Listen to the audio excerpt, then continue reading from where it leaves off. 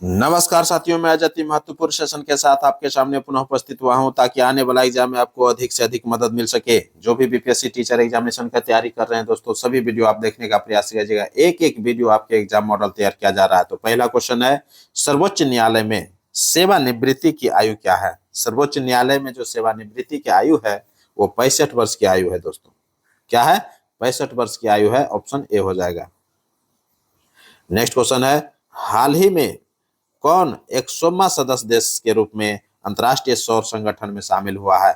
हाल ही में कौन 100वां सदस्य देश के रूप में अंतर्राष्ट्रीय सौर गठबंधन में शामिल हुआ है? तो पराग्वे हुआ है। कौन हुआ है? पराग्वे हुआ है। जबकि 101वां सदस्य के रूप में नेपाल सदस्यता लिया है। कौन लिया है? नेपाल जो है 101वां सदस्य के रूप में सदस्यता लिया है। और 100वां सदस्य देश जो है अंतर्राष्ट्रीय सौर गठबंधन का, वो पराग्वे बना है। तो बहुत इंपॉर्टेंट हो जाता है। क्लियर? और अंतर्राष्ट्रीय सौर गठबंधन का मुख्यालय कहाँ है? तो भारत में है, गुरुग्राम में है। Bharat, Gurugram. Clear? Next question है, 33वां ग्रीष्मकालीन ओलंपिक 2024 कहाँ हुआ? 33वां ग्रीष्मकालीन ओलंपिक 2024 कहाँ हुआ? तो पेरिस में हुआ था। कहाँ हुआ था? पेरिस में जो ग्रीष्मकालीन ओलंपिक 2024 में संपन्न हुआ, वो 33वां ग्रीष्मकालीन ओलंपिक था जो कि पेरिस में संपन्न हुआ। ऑप्शन ए हो जाएगा। नेक्स्ट क्वेश्चन है, शून्यकाल संसदीय व्यवस्था किस देश की देन है? शून्यकाल संसदीय व्यवस्था जो है किस देश की व्यवस्था है? तो ये भारत का देन है। किसका देन है? शून्यकाल जो संसदीय व्यवस्था में लाया गया है वह भारत का देन है। ऑप्शन ए हो जाएगा। नेक्स्ट क्वेश्चन है, हाल ही में दुनिया का सबसे शक्तिशाली लेजर कहाँ विकसित किया गया है? हाल ही में दुनिया का सबसे शक्तिशाली लेजर कहाँ विकसित किया गया है? तो रोमानिया में विकसित किया गया है। कहाँ किया गया है? रोमानिया में विकसित किया गया है। तो ऑप्शन क्या हो जाएगा? सी हो जाएगा, रोमानिया। क्लियर? नेक्स्ट क्वेश्चन है, संसद का उच्च सदन कौन है? संसद का उच्च सदन कौन है? तो संसद का उच्च सदन जो होता है वो राज्यसभा होता है। कौन होता है? संसद का उच्च सदन राज्यसभा को कहा जाता है। जबकि संसद का निम्न सदन अगर पूछेगा तो लोकसभा हो जाएगा। क्लियर? संसद का 3 भाग होता है। संसद कितने पार्ट से मिलकर के बनते हैं? 3 पार्ट से मिलकर के बनते हैं, लोकसभा, राज्यसभा और राष्ट्रपति। तो सबसे जो उच्च सदन होता है वो राज्यसभा होता है। सबसे निम्न सदन जो होता है वो लोकसभा होता है। क्लियर हो गया होगा? नेक्स्ट क्वेश्चन है, लोकसभा के प्रथम अध्यक्ष कौन थे? लोकसभा के प्रथम अध्यक्ष कौन थे? तो लोकसभा का जो प्रथम अध्यक्ष था वो जीबी मावलंकर थे। कौन थे? ऑप्शन क्या हो जाएगा? जीबी मावलंकर हो जाएगा। ऑप्शन ए हो जाएगा। क्लियर? नेक्स्ट क्वेश्चन है, संसद की संप्रभुता का सिद्धांत संबंधित है। संसद की संप्रभुता का सिद्धांत संबंधित है, किस पर संबंधित है? ये यूके के संविधान से संबंधित है। तो संसद की संप्रभुता का सिद्धांत जो संबंधित है वो ब्रिटेन के संविधान से संसद से संबंधित है। ब्रिटेन के संसद से संबंधित है। क्लियर? तो संसद की संप्रभुता किससे संबंधित है? ब्रिटेन के संसद से संबंधित है। ऑप्शन ए हो जाएगा। नेक्स्ट क्वेश्चन है, सर्वोच्च न्यायालय का न्यायाधीश, सर्वोच्च न्यायालय का न्यायाधीश अपने पद से त्याग पत्र किसको लिख कर दे सकता है? किसको लिख कर दे सकता है? तो राष्ट्रपति को देगा। ऑप्शन बी हो जाएगा। सर्वोच्च न्यायालय का न्यायाधीश जो है अपने पद से त्याग पत्र किसको लिख करके देगा? तो राष्ट्रपति को देगा। क्लियर? तो ऑप्शन क्या हो जाएगा? राष्ट्रपति हो जाएगा। ऑप्शन बी हो जाएगा। नेक्स्ट क्वेश्चन है, किस उच्च न्यायालय ने यह फैसला दिया है कि एक ही बार में 3 बार तलाक कहने से तलाक होना गैर कानूनी है? यह कौन सा दिया है? ये इलाहाबाद उच्च न्यायालय दिया है। इलाहाबाद उच्च न्यायालय एक फैसला दिया है। क्या दिया है? कि एक ही बार 3 बार तलाक करने से तलाक होना गैर कानूनी है। क्लियर? तो ये इलाहाबाद हाईकोर्ट जो है यह फैसला दिया है। अब जो है आप 3 बार तलाक कहने से आप तलाक नहीं दे सकते हैं। क्लियर? पहले क्या होता था कि 3 बार तलाक करने से क्या हो जाता था? तलाक दे दिया जाता था। ऐसा अब संभव नहीं है। तो ये बहुत अच्छा डिसीजन लिया है। तो नेक्स्ट क्वेश्चन की ओर बढ़ते हैं। हाल ही में भारत के 50वें शतरंज ग्रैंड मास्टर कौन बने हैं? हाल ही में भारत के 85 में हो जाएगा, 50 लिख दिया है, ये 85 हो जाएगा, 85। तो हाल ही में भारत के 85 में 85 में शतरंज ग्रैंड मास्टर कौन बने हैं? तो कौन बन गए हैं? तो पी श्याम निखिल बन गया है। कौन बना है? पी श्याम निखिल बना है, ऑप्शन बी हो जाएगा। तो हाल ही में 85वां शतरंज ग्रैंड मास्टर जो बना है वो पी श्याम निखिल बना है। तो ऑप्शन क्या हो जाएगा? बी हो जाएगा। नेक्स्ट क्वेश्चन है, बजट 2024-25 में, बजट 2024-25 में किन किन पर विशेष ध्यान दिया गया है? तो किस पर विशेष ध्यान दिया गया है? तो गरीबी पर दिया गया है, गरीब, युवा, महिलाएं, अन्नदाता, इन सभी पर जो है विशेष ध्यान दिया गया है। तो ऑप्शन क्या हो जाएगा? ऑप्शन, ये तीनों सत्य है, गरीब, युवा, महिलाएं, अन्नदाता, इन सभी पर जो है विशेष ध्यान दिया गया है। तो ऑप्शन क्या हो जाएगा? उपरोक्त में से एक से अधिक आंसर हो जाएगा। तो ऑप्शन डी हो जाएगा। नेक्स्ट क्वेश्चन है, खाद्य पदार्थों के परिरक्षण में, खाद्य पदार्थों के परिरक्षण में, बहुत इंपॉर्टेंट है, कह रहा है कि खाद्य पदार्थों के परिरक्षण में किसका उपयोग होता है? खाद्य पदार्थों के परिरक्षण में किसका उपयोग होता है? तो देख लेते हैं, सोडियम बेंजोएट का प्रयोग होता है, बिल्कुल ये सोडियम बेंजोएट का होता है। और पोटासियम क्या होता है? पोटासियम मेटाबाइसल्फाइड का भी होता है। क्लियर? तो क्या हो जाएगा? सोडियम बेंजोएट खाद्य पदार्थों के परिरक्षण में यूज होता है और पोटासियम मेटाबाइसल्फाइड का भी यूज होता है। तो ये दोनों का यूज होगा, तो उपयुक्त में से एक से अधिक आंसर हो जाएगा। क्लियर? खाद्य पदार्थों के परिरक्षण में किसका उपयोग होता है? सोडियम बेंजोएट का होता है और पोटेशियम मेटाबाइसल्फाइड का होता है। तो ऑप्शन उपयुक्त में से एक से अधिक हो जाएगा। नेक्स्ट क्वेश्चन है, कौन अदिश राशि नहीं है? कौन अदिश राशि नहीं है? तो एक एक करके हम लोग देखते हैं। तो अदिश राशि कौन नहीं है? तो चाल जो है अदिश राशि है, मात्रा भी अदिश राशि है, ये दोनों अदिश राशि हो गया। तापमान, आयतन, ये दोनों जो है अदिश राशि है। तापमान भी अदिश राशि है और आयतन भी अदिश राशि है, जबकि अदिश राशि नहीं खोजना है। वेग अदिश राशि नहीं है, बल अदिश राशि नहीं है। देखिए ऑप्शन सी मिल गया। क्या मिल गया? कि वेग जो है वो सदिश राशि है और बल भी सदिश राशि है। तो ये दोनों जो है सदिश राशि है। तो क्या खोजना था? कौन अदिश राशि नहीं है? तो यही मिल गया, ऑप्शन सी। तो ऑप्शन सी हो जाएगा। क्लियर?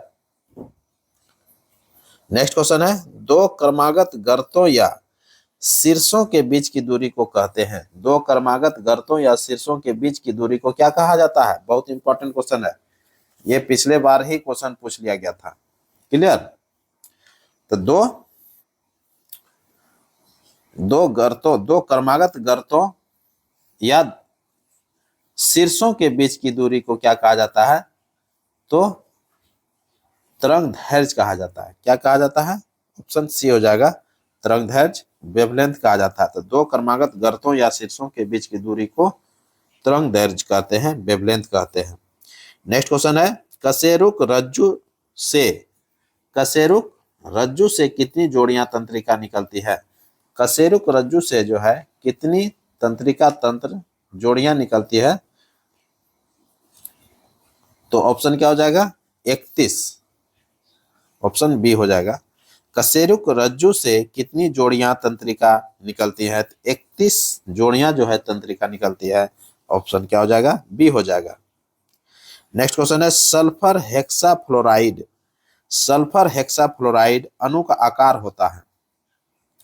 सल्फर हेक्साफ्लोराइड अणु का आकार होता है, तो कैसा होता है? तो सल्फर हेक्साफ्लोराइड है, क्या है? सल्फर हेक्साफ्लोराइड जो है इसका आकार जो होता है ये अष्ट फलकीय होता है। क्या होता है? अष्ट फलकीय होता है। जबकि अष्टफलकीय जो है ये ऑप्शन में दिया नहीं है। क्लियर, तो नन ऑफ दीज हो जाएगा। अष्टफलकीय लिख लीजिएगा, अष्ट फलकीय। क्लियर,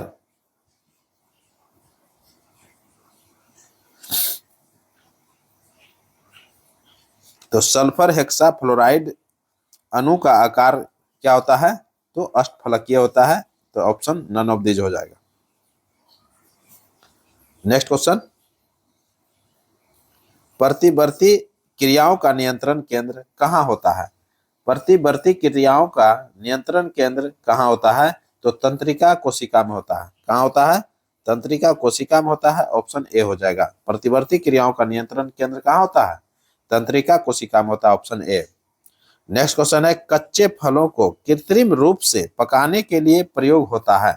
कच्चे फलों को कृत्रिम रूप से जो पकाने का प्रयोग होता है वह एसिटिलीन गैस का होता है। किसका होता है? एसिटिलीन गैस का होता है। ऑप्शन ए हो जाएगा। क्लियर, कच्चे फलों को कृत्रिम रूप से पकाने में किसका मदद करते हैं? कौन सा गैस मदद करता है? तो एसिटिलीन गैस का मदद होता है। तो ऑप्शन क्या हो जाएगा? एसिटिलीन हो जाएगा। क्लियर, तो कच्चे फलों को कृत्रिम रूप से पकाने में किस गैस का प्रयोग किया जाता है? एसिटिलीन। ऑप्शन ए हो जाएगा। नेक्स्ट क्वेश्चन है, ऊर्ध्वपातन का उदाहरण कौन है? ऊर्ध्वपातन का उदाहरण कौन है? तो ऊर्ध्वपातन का जो उदाहरण है वो कपूर होता है, नेफ्थलीन होता है, एंथ्रासीन होता है। क्लियर, कपूर होता है, नेफ्थलीन होता है, एंथ्रासीन होता है। इन सभी को जो है आप देखिएगा कि देखने के लिए मिलेगा ऊर्ध्वपातन के एग्जाम्पल के रूप में। बेंजोइक अम्ल ये भी होता है, अमोनियम क्लोराइड ये भी होता है। तो ये जो है दोनों ऑप्शन हो जाएगा। तो उपयुक्त में से एक से अधिक आंसर हो जाएगा। ऊर्ध्वपातन का उदाहरण क्या क्या हो सकता है? कपूर है, नेफ्थलीन है, एंथ्रासीन है, बेंजोइक अम्ल है, अमोनियम क्लोराइड है। ये सभी जो है ऊर्ध्वपातन का उदाहरण है। नेक्स्ट क्वेश्चन है, महासागर में ऊंची जल तरंग कैसे उत्पन्न होती है? महासागर में ऊंची जल तरंग जो है कैसे उत्पन्न होती है? तो चंद्रमा से होती है। किससे होती है? चंद्रमा से होती है। ऑप्शन बी हो जाएगा। नेक्स्ट क्वेश्चन है, श्वेत प्रकाश को नली में कैसे पैदा करते हैं? श्वेत प्रकाश को नली में कैसे पैदा करते हैं?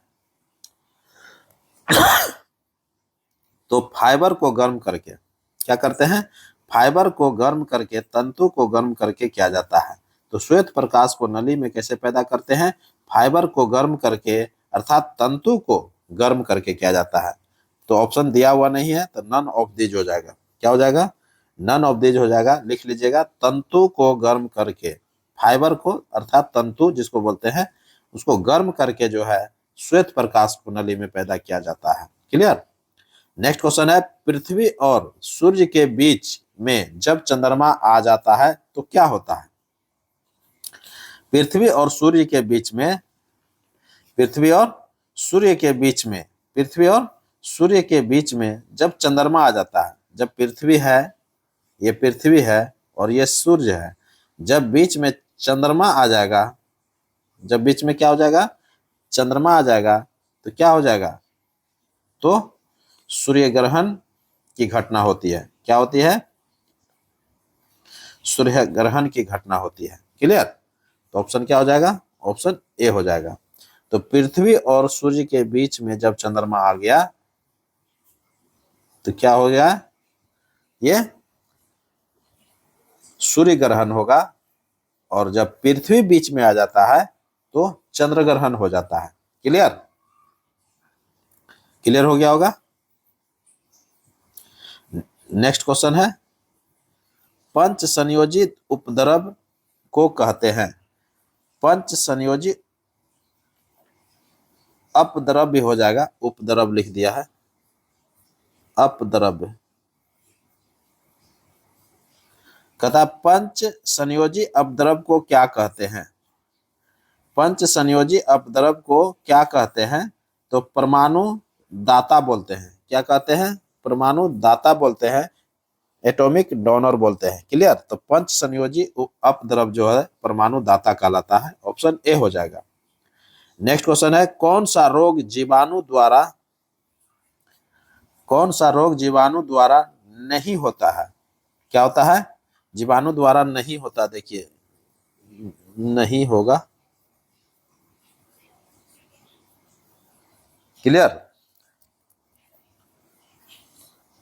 तो कौन सा रोग जीवाणु द्वारा नहीं होता है, एक एक करके देखेंगे तभी हम लोग इसको छांट पाएंगे। क्लियर?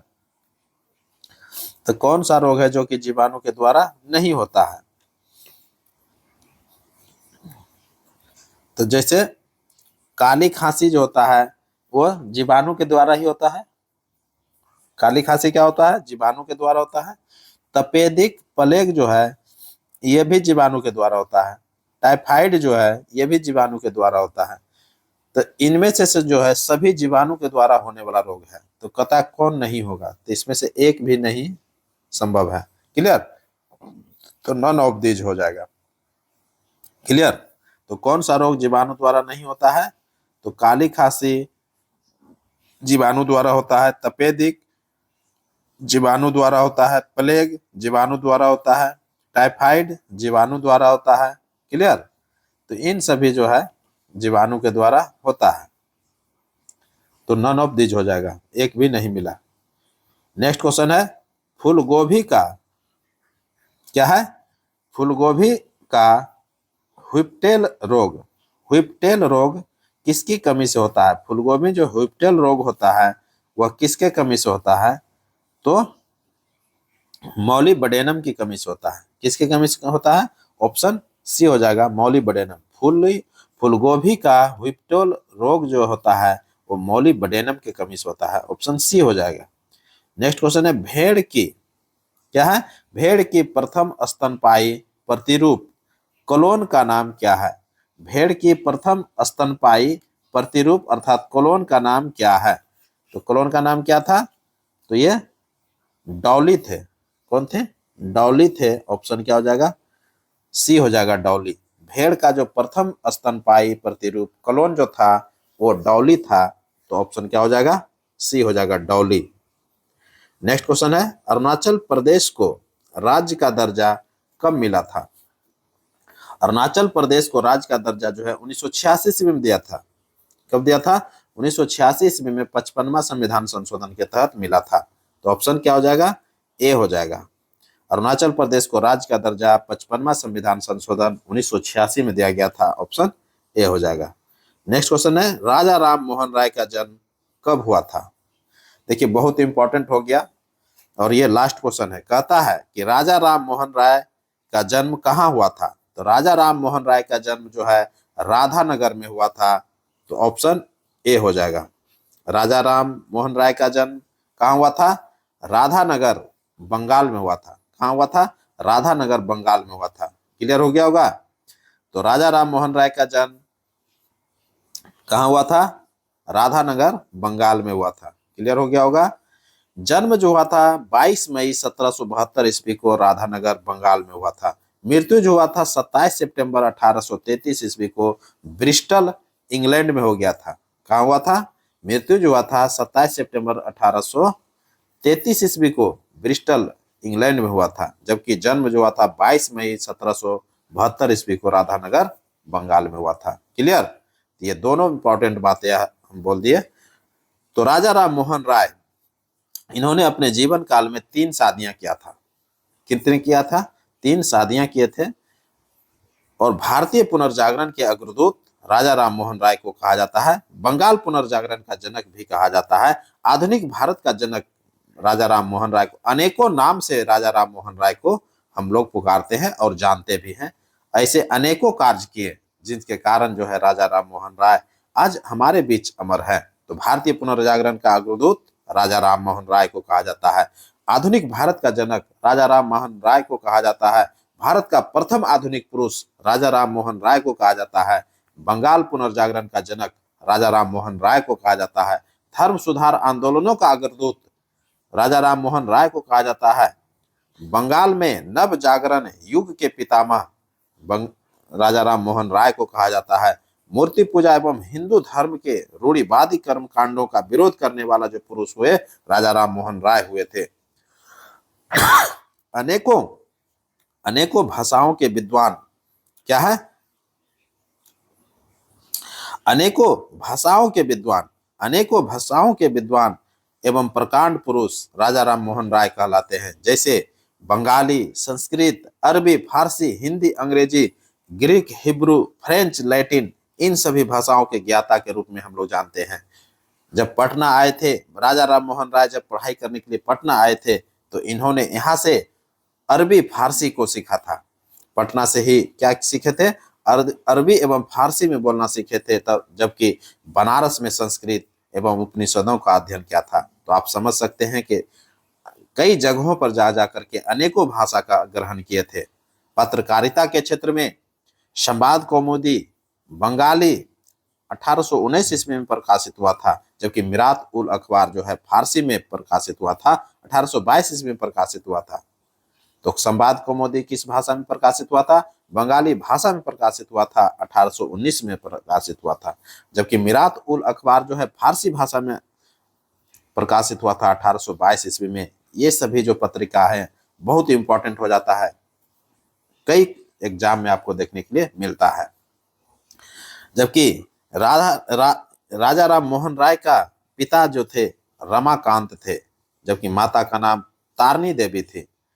स्थापना के क्षेत्र में बहुत ऐसे कार्य कर गए राजा राम मोहन राय, जैसे में आत्मीय सभा की स्थापना 1815 ईस्वी में किया था। ब्रह्म समाज की स्थापना 1828 ईस्वी में किया था। हिंदू कॉलेज कोलकाता में जो स्थापित किया 1817 में स्थापित किया था। जबकि एंग्लो हिंदू स्कूल की स्थापना 1822 ईस्वी में किया था। जबकि वेदांत कॉलेज की स्थापना 1825 ईस्वी में किया था। जबकि ब्रह्म समाज की स्थापना 1828 ईस्वी में किया था। कई ऐसे हिंद कॉलेजों और सभा और समाज की स्थापना किए, जो कि आज भी हमारे बीच विद्यमान है।